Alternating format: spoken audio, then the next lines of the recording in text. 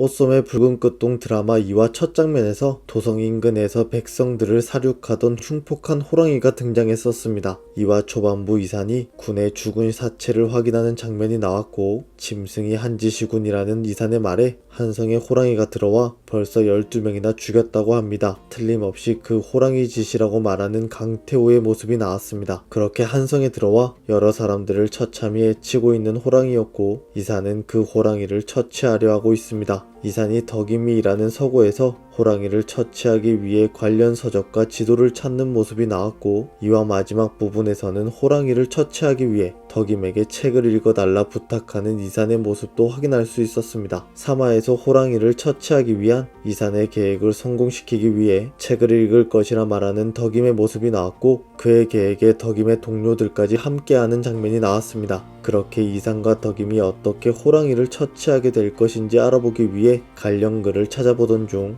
한 가지 사실을 알게 되었습니다. 그것은 바로 오썸의 붉은 끝동 원작에서는 호랑이 에피소드가 등장하지 않았다는 것인데요. 드라마에서만 등장하는 호랑이 에피소드가 어떤 역할을 하게 될지 궁금해졌는데요. 관련 기사에서 그 해답을 확인할 수 있었습니다. 기사 내용의 일부를 옮겨보자면 3회 방송을 앞두고 흉폭한 맹수와 맞서 분투하는 산과 덕임의 모습을 담은 현장 스틸을 공개해 관심을 높인다라고 나와 있고, 수많은 궁녀들의 시선을 한몸에 받고 서 있는 덕임 일행의 표정에 비장함이 역력해 보는 이도 덩달아 손에 땀을 쥐게 만든다. 한편 사는 강태호를 비롯한 이 기사들을 이끌고 직접 호랑이 사냥에 나선 모습, 캄캄한 어둠 속에서 활활 타오르는 횃불, 살얼음판 같은 긴장감이 역력한 이 기사들의 표정이 위기감을 극대화시킨다. 나아가 활시위 뒤에서 강력하게 빛나고 있는 산의 눈빛이 보는 이의 심박수를 높인다고 말하며, 산과 덕임이 호랑이의 습격으로부터 궁궐을 지켜낼 수 있을지 이목이 집중된다 말했습니다. 그리고 이에 오썸의 책은 산과 덕임이 목숨을 건 연대를 계기로 서로를 향한 감정의 변화를 일으키기 시작한다고 귀띔한 뒤 절체절명의 위기를 함께 헤쳐갈 산과 덕임의 애틋한 교감이 시작될 오썸의 3화에 많은 기대와 관심을 부탁한다고 나와 있었습니다. 이 기사를 토대로 생각해보면 원작에는 없는 호랑이 에피소드를 드라마에 등장시킨 이유는 산과 덕임의 본격적인 로맨스를 시작하기 위함이라 생각됩니다. 산과 덕임의 첫 만남은 두 사람이 어릴 적 영빈자가를 조문하기 위한 장소였고, 그 이후 두 사람은 다시 만나지 못하고 있었죠. 성인이 된 두 사람은 덕임이라는 서고에서 처음 만나게 되었고, 산이 세손이라는 사실을 알지 못하는 덕임에게 산은 자신을 겸사서라 소개하는 장면을 확인할 수 있었습니다. 그리고 덕임이 세손인 산을 물에 빠뜨린 이유로